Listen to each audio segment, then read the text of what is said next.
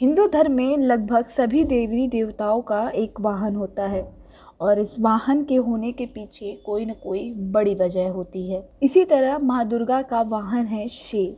लेकिन ये शेर माँ दुर्गा का वाहन कब और कैसे बना, इसकी जानकारी शायद ही किसी को हो। शेर के माँ दुर्गा वाहन बनने की कहानी तब शुरू हुई जब देवी पार्वती घोर तपस्या करके भगवान शिव को पति के रूप में पाने की कोशिश कर रही थी। सालों तक तप करने के बाद माता पार्वती को भोले भंडारी अपने पत्नी के रूप में अपना लेते हैं।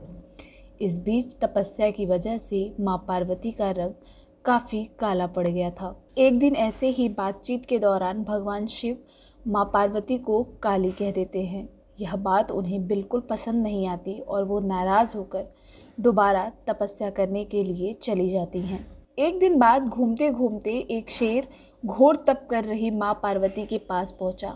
उन्हें खाने की इच्छा से वो घूमता रहा। माँ को तप में लीन देखकर शेर भी वहाँ इंतज़ार करता रहा। देवी का इंतज़ार करते करते सालों बीत गए।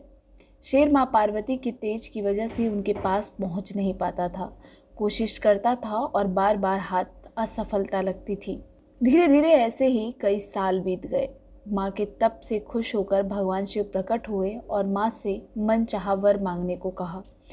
देवी पार्वती को भगवान शिव से अपना गोरा रंग वापस चाह रहा था। भगवान ने आशीर्वाद दिया और वहाँ से चले गए। वरदान मिलते ही माँ पार्वती नहाने चली गईं। नहाते ही उनके शरीर से एक और देवी का जन्म हुआ जिनका नाम कौशिकी पड़ा। उनके शरीर से काला रंग भी निकल गया था और माँ का रंग पहले की तरह साफ हो गया था। इसी वजह से माता पार्वती का नाम माँ गौरी भी पड़ गया। नहाने के कुछ देर बाद माँ की नज़र शेर पर पड़ी। शेर को देखते ही उन्होंने भगवान शिव को याद किया और शेर के लिए भी वरदान मांगा। माता पार्वती ने भगवान से कहा, हे नाथ, यह शेर सालों से मुझे भोजन के रूप में ग्रहण करने के लिए इंतज़ार कर रहा था। मेरे पूरे तप के दौरान यही था। जितना तप मैंने किया है उतना ही तपस्या इसने भी की है।